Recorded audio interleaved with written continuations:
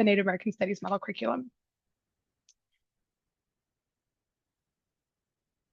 So I kind of had this standard of what's the model curriculum presentation prepared, and I shared it with Sharina, and she was like, tell a little bit more about your story and who you are. Your slides are great and the project is interesting, but a lot of our participants really kind of want some behind the scenes, right? Like spill a little bit of the tea. And so I guess I'm going to start with just a little bit about who I am and what got me to this space and this time in my life. So my story, inspiration, and the sense of responsibility. So I am the youngest daughter of Chris Peters and Suzanne Bursell. Both my parents really have lived their lives in dedication to Native people. My dad is, an economic development person, but at the heart of what he does too is sacred sites and ceremonial leadership.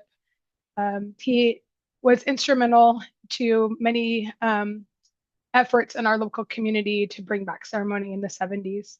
And he is one of 12 children. So I have a huge extended family that I'm super blessed to be a part of. And my mom is an economic development specialist as well. She's also an educator and is now retired, but still writing grants. I mean, I can't quantify. I mean, it would be really interesting to kind of do the research, but I'm in belief that it's hundreds of millions of dollars worth of funding to individual natives for their own businesses, to infrastructure and education grants. So both of them have really had a heavy influence on me in what my roles and responsibilities are to my community. And I carry that with me in my work.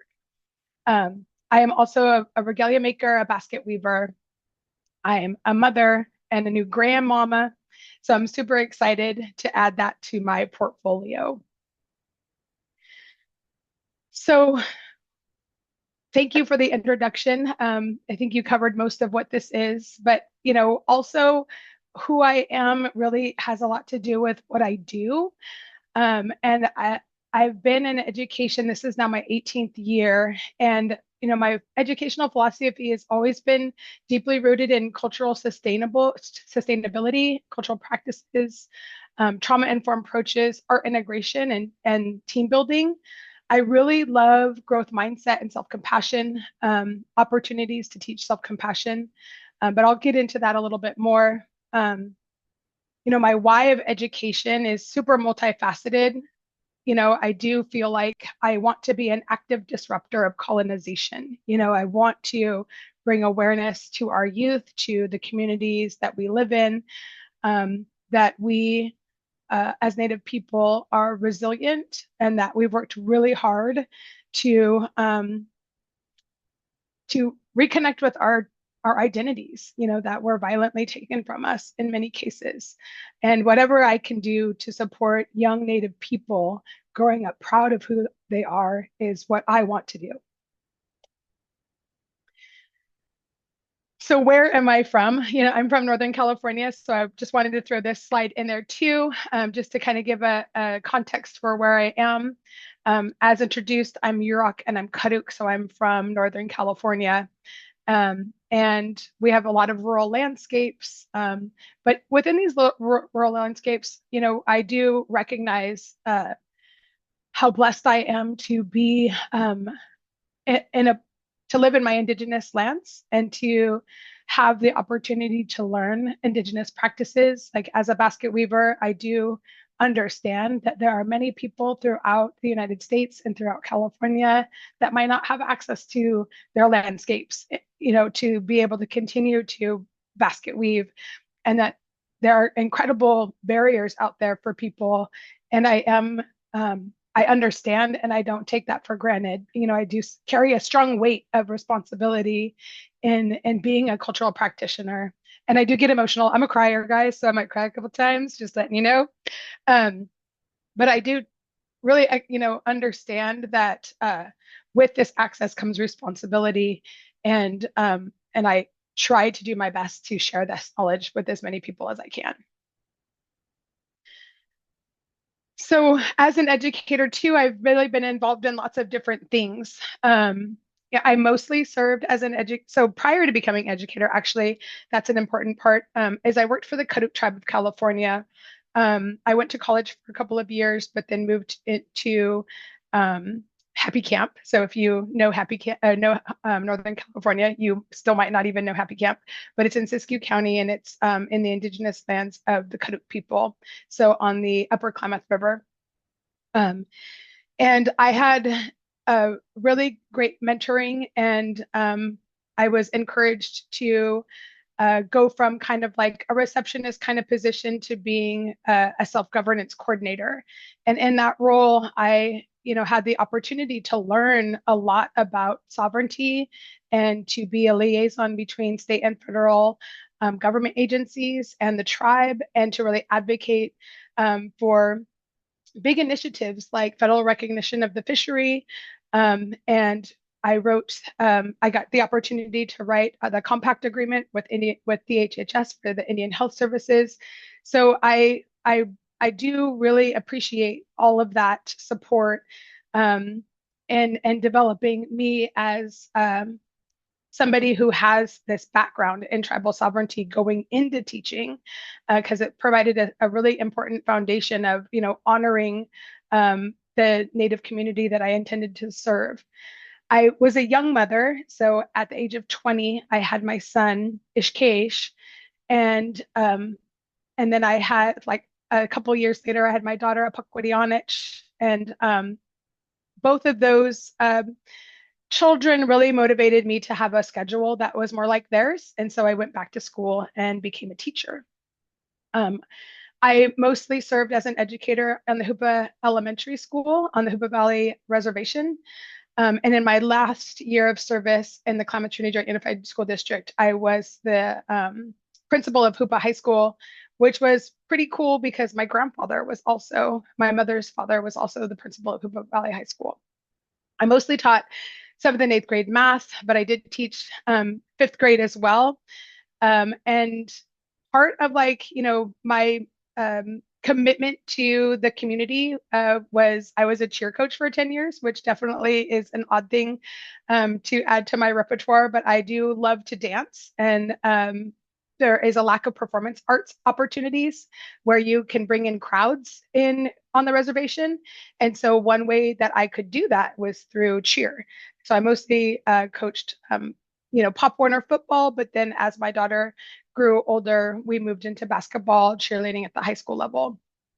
Um, I was at ASB leadership. I was the teacher union president for many, many years, maybe 13 years. And I really love to, our school became a turnaround art school when I was teaching at the elementary school. And I loved this idea of the intersection between trauma-informed teaching and turnaround arts, because we did have a lot of trauma-informed training. And but it was kind of like, well, now what do we do now that we understand how the brain works and how trauma impacts the brain, and how, what do we do? And it kind of felt like we never really had a plan until we became a turnaround art school. And it was like, oh, we teach the arts. And being a dancer, I love hip hop, and so I discovered a, a teaching learning tool called Flocabulary. And I honestly don't think that I could teach another day without using Flocabulary. I love this product. I'm probably not supposed to endorse anything in this, so I'm just going to stop there. But I do think that the resources embedded there really bring together social emotional literacy, social emotional learning, trauma informed practices, high engagement activities. And I do think that through creativity, what we also know about creativity is that we can complete stress cycles, right? So that's where that trauma-informed practices of creativity and artwork really come together, is that the more opportunities you give your students to be creative, it's healing. And it is a trauma-informed practice.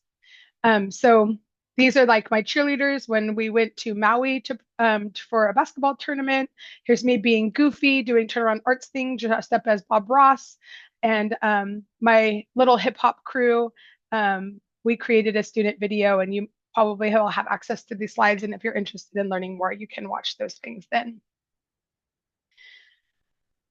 So kind of taking that step back, my dad is a dance leader, and growing up and being a part of that community, I have been raised to believe that I am a member of this community and that I have a responsibility to not only participate but also um, bring people in and share knowledge and show up when it's ceremony time and work really hard to support the ceremonies.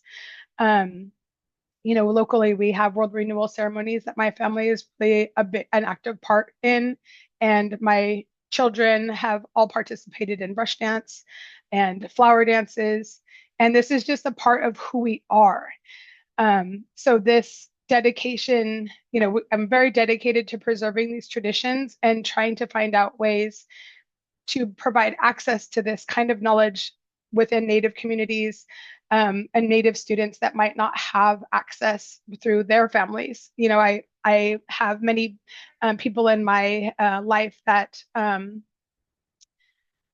feel like they, as an adult, that it's hard to reconnect with your tribal practices, and I want to do everything I can to kind of dismantle that belief system, because I do think that that is a bit of internalized oppression, that your colonial brain creeping in and maybe telling you that this isn't something that you can be a part of. But I just want to reassure people that it is, and that you definitely, um, some of the most inspirational basket weavers that I've met, like Lisa Hillman, wasn't a basket weaver from, a tiny child, but that it's within you, it's within your DNA, it's within, you can bring this skill set forward if you just try, if you just enter it.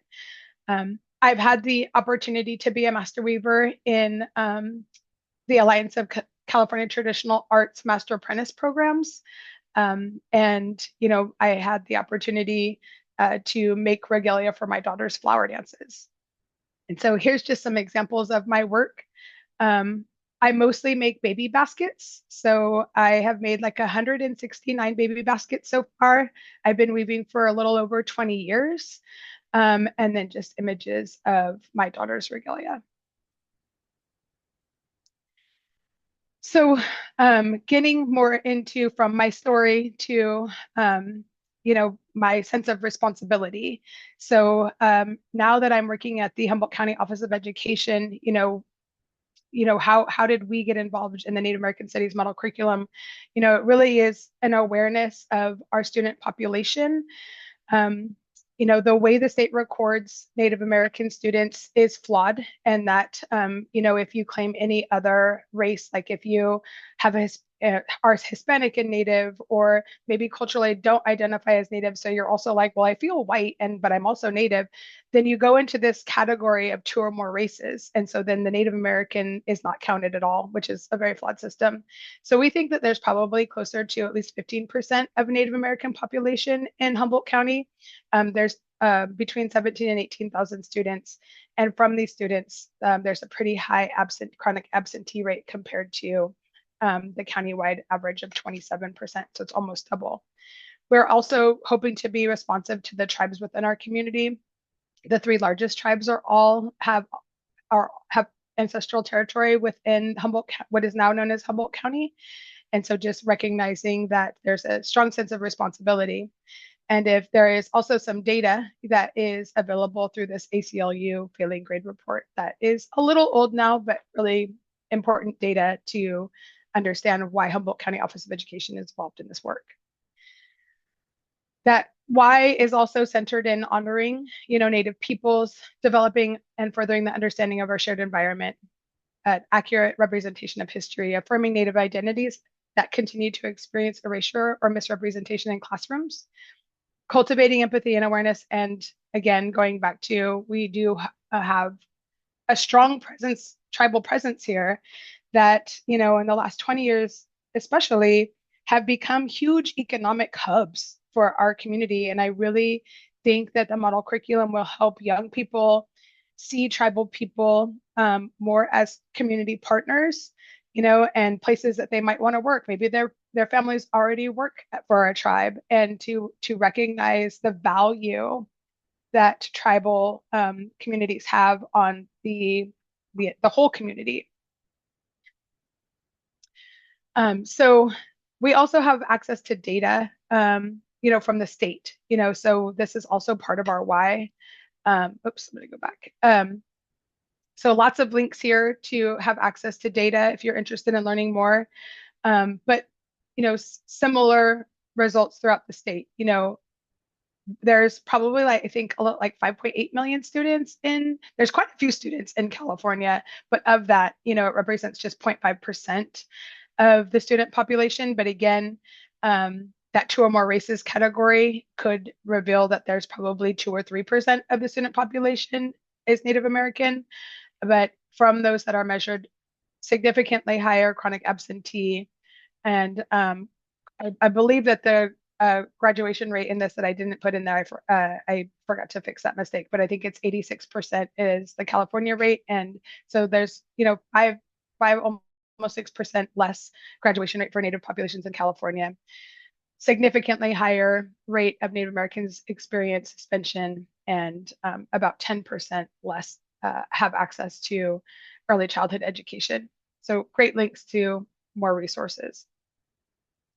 Another part of my why is really from the work of Dr. Michael Yellowbird.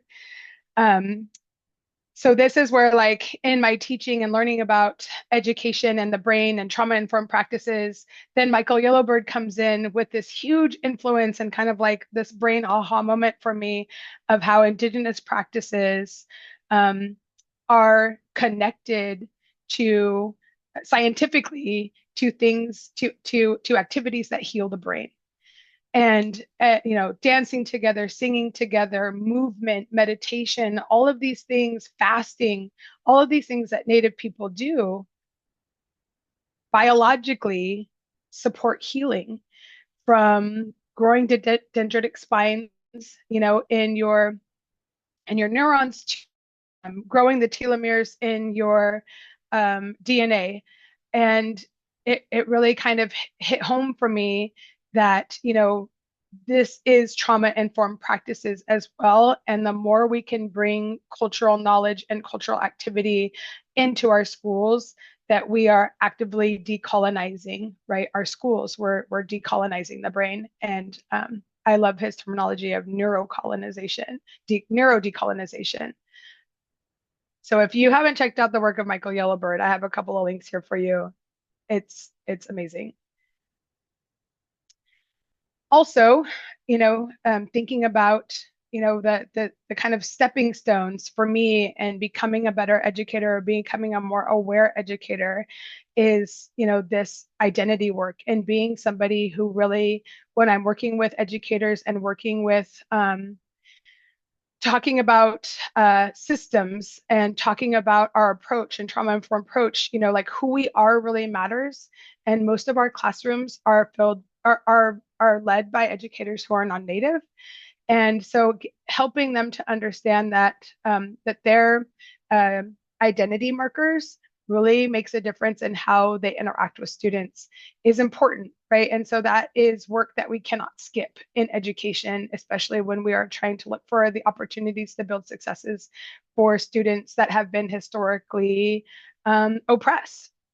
And so, our why, our who we are really matters because it impacts all of these areas that we see in education. And I like to kind of have this little question for people, to kind of think about is, how can awareness of our own identity and biases help us move from judgment to curiosity about student behavior? And this kind of makes us move a little bit more into, who I am as an educator as it relates to, I'm a big PBIS nerd. So I've been on the board for the Northwest PBIS just shortly after COVID. So for maybe 3 years now, maybe even 4. And I, again, going back to the, Klamath Trinity did great work under some leadership, but especially the leadership of Angie Brown, who was our district health nurse at the time, to really understand trauma and how it impacts the brain, how it impacts learning. And then we were kind of like, okay, so what do we do? What do we do now that we're all so informed? And I do see PBIS is this huge opportunity to be responsive to that need. But PBIS as a framework is really just this kind of foundation to build from. And so I like this image because it helps remind us as educators and as people who are trying to deliver the best services we possibly can to Native communities or other historically oppressed communities, that it really is a component that is aligned with other frameworks that we have to be doing at the same time, right? So social emotional literacy has to be present within the school structure. Mental health practices need to be present, as including restorative practices, which really goes hand in hand. And that restorative practice itself is an Indigenous system. So those go hand in hand with PBIS, but there's this idea of also this multi-tiered approach, right? So all, some, and few. But when you're working, you have to have an awareness too that when you're working with communities that have experienced a lot of trauma, that you might have bigger percentages of your student population in the some and in the few categories. So all of this work, so from being a teacher leader to being heavily impacted by the turnaround arts education and professional development that I received, and trauma-informed practices and PBIS, arts integration, all these things really kind of led me to also understanding the importance of the growth mindset.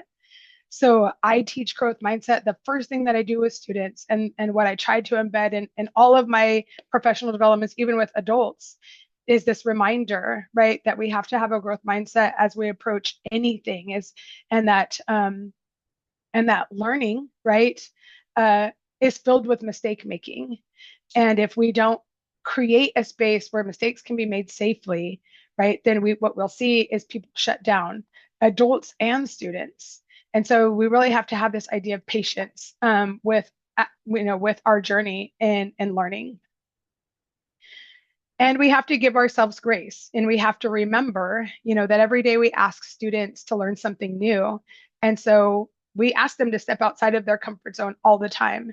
And for educators, when I'm doing a professional development on anything, if it's decolonizing PBIS, if it's talking about trauma-informed practices, if it's even just like, hey, use this great, amazing tool, the Native American Studies model curriculum, I'm asking them to do something new, and I know that they are within this comfort zone, and that there is a process of going from their comfort to their growth.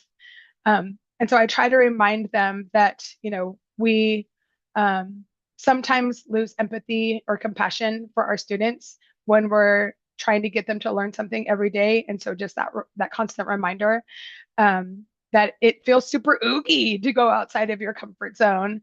And so constantly think about, how am I making my classroom a safe place for these experiences? So moving on to relationships, hopes, and perseverance around the Native American Studies model curriculum. The biggest part of the Native American Studies model curriculum is the partnerships. But let's talk about what it is first. So when this job was advertised at the county office, it was pretty cool because like all of these things and the duties were like, wow, everything that I've learned so far is going to be a huge asset in doing this work, right? From working with tribes to having trauma-informed practices and art integration strategies. And, I had made some curriculum before for Climate Trinity. So I was like, wow, I do feel really prepared for this. So what it is a web-based curriculum. It's TK through 12 lesson plans, but there's also professional development tools and different resources.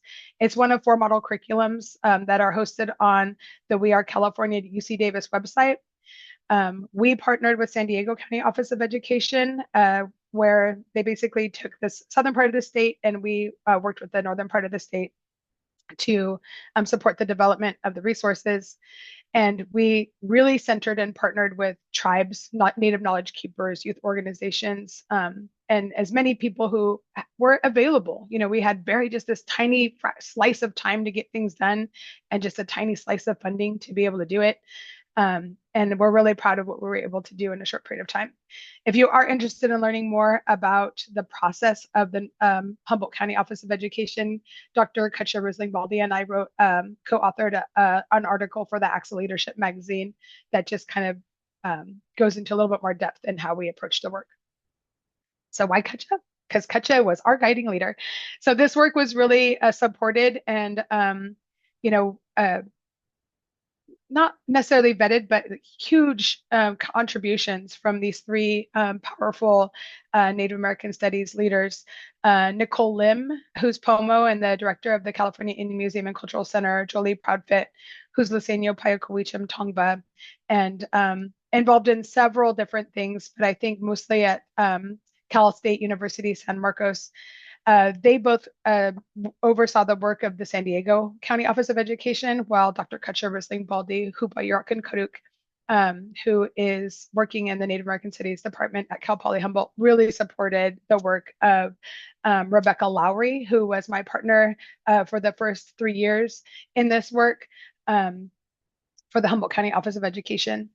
The dates on the images here are a little bit they were aspirational, so we didn't really keep to them. So the first phase, though, was really like outreach to the communities, Native communities. And so these red stars on the state show where Humboldt County Office of Education, where Rebecca, because I was still principal at the time, went out to various places in person. It was pretty close to COVID, so we're still mindful of being in person and asking people to come in person. So there was in-person events, but there was also a ton of virtual listening sessions, just gathering information.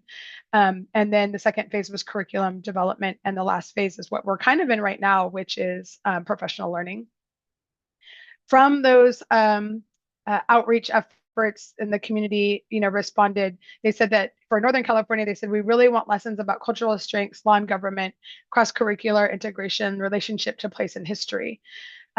They also asked that students be exposed to Native worldview and language, have opportunities to empower, to have activities that empower them to take action, be exposed to cultural arts that are contemporary and traditional, critical thinking skills, like being able to recognize bias in like written text, that sort of thing. And then learning healthy relationship skills, intrapersonal skills, interpersonal skills, and then also relationship to place. The community also said, that teachers need to be prepared and didn't use necessarily these words, but we're hoping, like from the input we gathered, we kind of categorized them into, they believed that they needed supports around trauma-informed teaching, examining implicit, explicit bias within themselves, but also within their curriculum, understanding like cultural appropriation, and then I kind of took away from a lot of the input too, is like there was this fear that the curriculum would just sit on a virtual shelf. It wouldn't be used. And so what were the strategies that we could embed in the curriculum to make sure that it was really user friendly? And getting feedback from educators as well over the years is that, if native language is going to be in there, like there's this fear, well, I don't want to get it wrong. I don't want to say it wrong. And even with native content, there's, sometimes that teacher-centered approach, right? Their own fears would prevent them from doing the right thing, which is attempt to do the lesson, right? So we also, with the co-learning model, the expectation is that you don't model knowing about Native people, you model co-learning, you model what learning looks like. You're enthusiastic, you approach with cultural humility, that you are it's okay to say you don't know the answer to a question that a student might have, and then give them tools to research more, who would be the best resource for this. So the purpose, obviously, of the Native American Studies Model Curriculum 2 is to be compliant with the California Indian Education Act, but also, is to really replace, a lot of the inaccurate curriculum that we have available to us in most of our texts, and the historical way that we've created mythology and most content around Native people are putting them in a past tense. And so it really is uplifting lessons that show Native people as thriving communities now and resilient communities. And also to build that sense of empathy and awareness within the non-Native communities of your classrooms, and preparing students to be global citizens, right? So the exposure to multiple cultures begins in your classroom.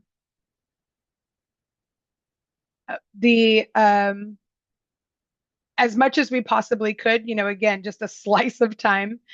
We tried to embed as many resources as we could, universal design, place-based learning, project-based learning, the facilitation tools. About 99% of the Humboldt County Office of Education lessons have Google Slides to facilitate the lesson.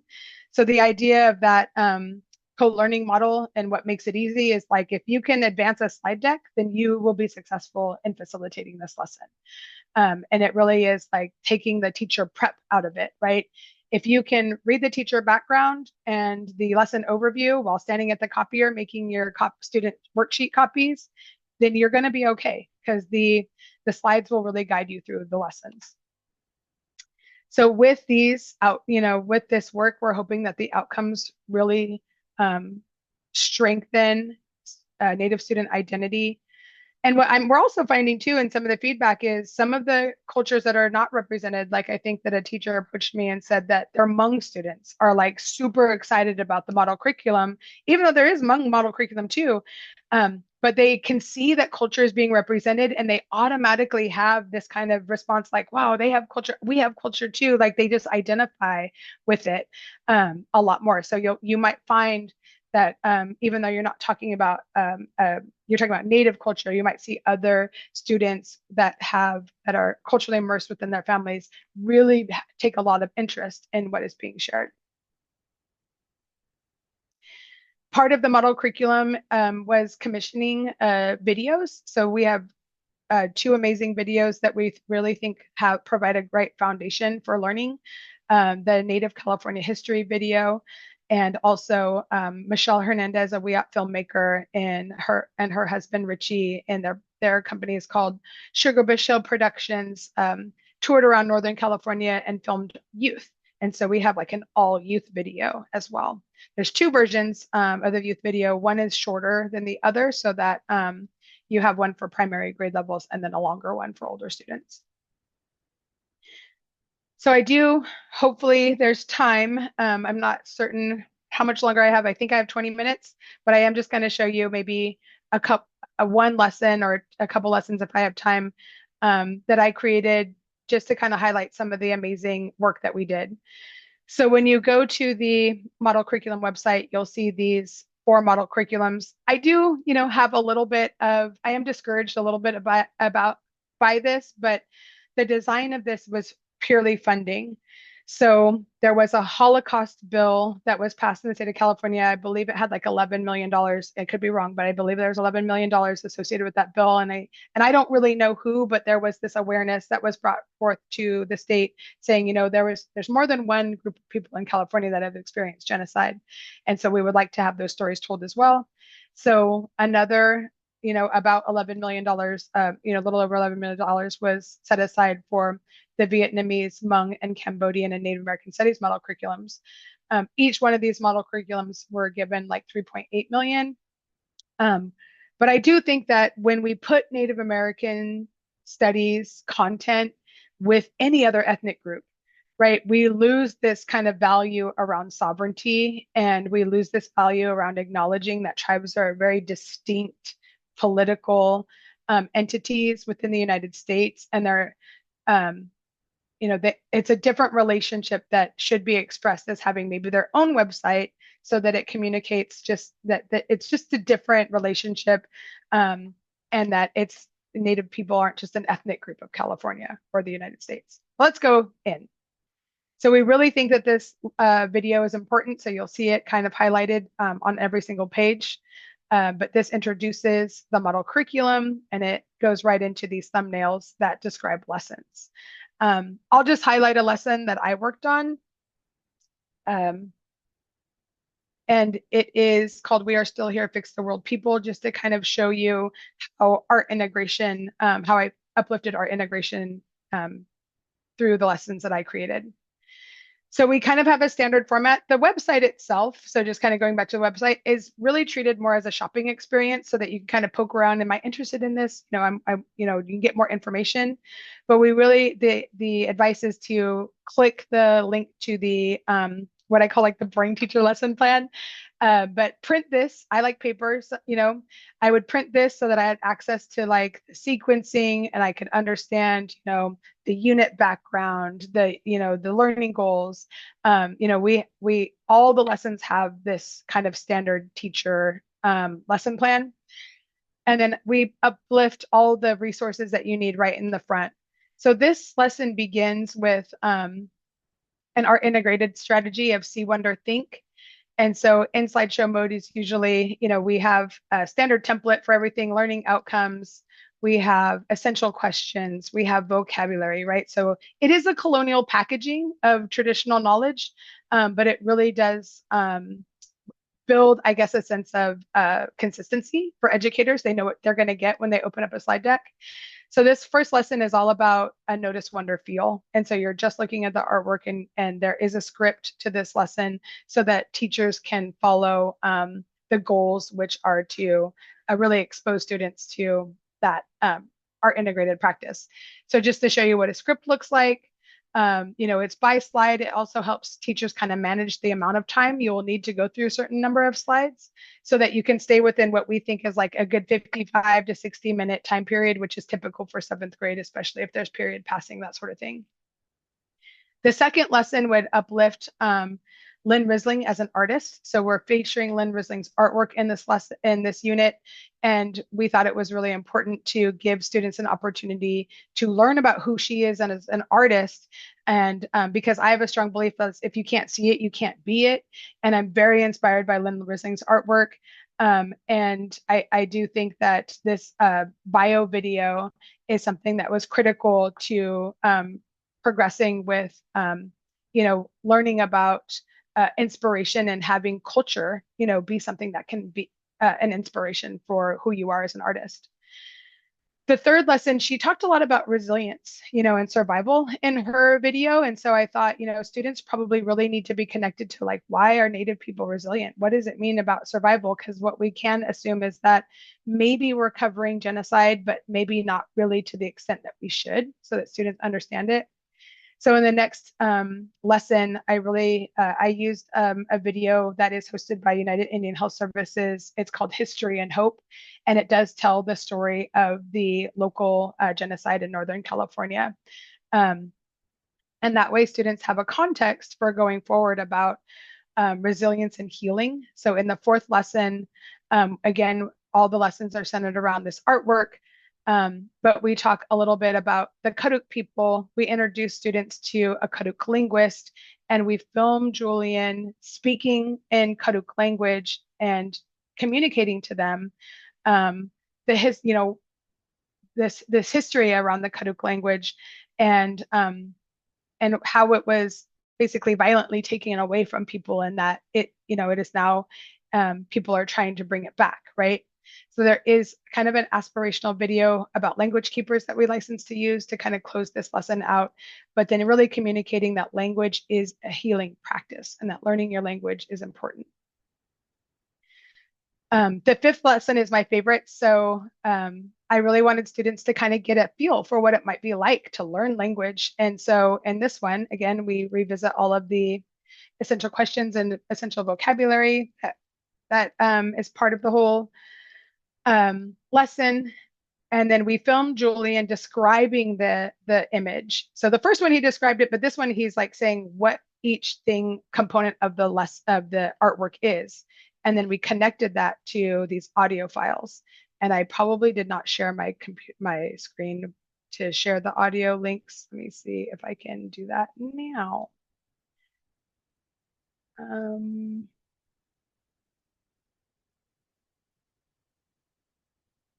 Nope, I don't think that I can change the permissions without shutting it all down. So I'll just keep going. So all of these are connected to audio files. And so students can self-select. They can really kind of, it could be put into a Google Classroom. So students can like fill out the worksheet that goes along with it. But they get more chances to practice the audio files. And this is a linguist, right? So you can virtually bring Native people into spaces for student learning and to learn the language or to practice, right? See what it's like to learn language. And then there's kind of like a quiz where a teacher would, give, I'm probably going through the lesson a little bit too fast, not giving enough time to load. but they would provide the audio file.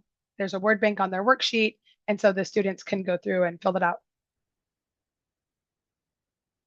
So in this one, they listen to the Karuk word again, but they have to know the English translation. So what I think is really remarkable about this lesson is that we're in this time right now where we can make, 21st century, tools available to teachers, and that we're working with this media-driven brain of our students. And so we really have to be responsive to that, and giving them the tools to have interaction and that sort of thing. The last lesson is that art integrated lesson where students create artwork in the style of Lynn Risling. It is heavily prefaced with this kind of other Google slides that go into depth about appropriation versus appreciation, and checking the boxes that we have permission from Lynn to do this work, and that she was invited. We've been learning about Native people, but really what's put inside this artwork is expressions of the students, not doing her artwork exactly. All right, so that was just a lesson. There's several more, right? So this is a very deep resource. So just really wanting to uplift all of the people who supported this work. This work did not happen in isolation. There was, hundreds and hundreds and hundreds of partners. So the next and final kind of session before questions is just the commitment, the service, and the support. What I'm doing now is I'm trying to outreach to as many districts and schools in Northern California and just make myself available to do on-site, off-site staff development. It's the model curriculum was just kind of put on the website in September. So the word is slowly getting out that it's available. And it's kind of like how diffusion works, right? So I'm maybe more heavily involved in like local trainings, like in Humboldt County, but I can go to different places as well. So if you know somebody who wants to be a part of this work, let me know. I was able to fundraise, and we have an amazing community here in Humboldt County. There was an anonymous donor that gave me $25,000 to host an event to celebrate the launch of the model curriculum. And so I have linked in here the event. It's happening on the 8th. It's a free event. We're serving breakfast and lunch. We have various presenters of artists, lesson writers and creators from the model curriculum. Dr. Risling-Baldi is going to be our keynote. And I really am looking forward to that event. Register. If you're from Humboldt, want to register, please register and come celebrate with us. I also have a professional development series that's happening. We started it in September, but it is an asynchronous learning tool. So this, the professional development series homepage is not as beautiful as I'd like it to be, but it's jam-packed with resources. So we started on September 15th, but whenever we have a presentation, they're all different people are brought in to talk. We have the session recording here. We have session slides, the Padlet that we use for engagement with people. And then the Google form is really only connected to if you want to take units, right? So we are offering Cal Poly extended ed course credit for participation, but there's 3 different options. There's a best practices schedule that meets once a month. There are TK through 5th grade lesson deep dives that meet once a month. And then there are 6th through 12th grade lesson deep dives once a month. If you do the best practices and choose just one of the deep dive sessions, you can earn 1 unit of Cal Poly course credit by doing the Google Forms. But if you want 3 units, then we have a Saturday class session and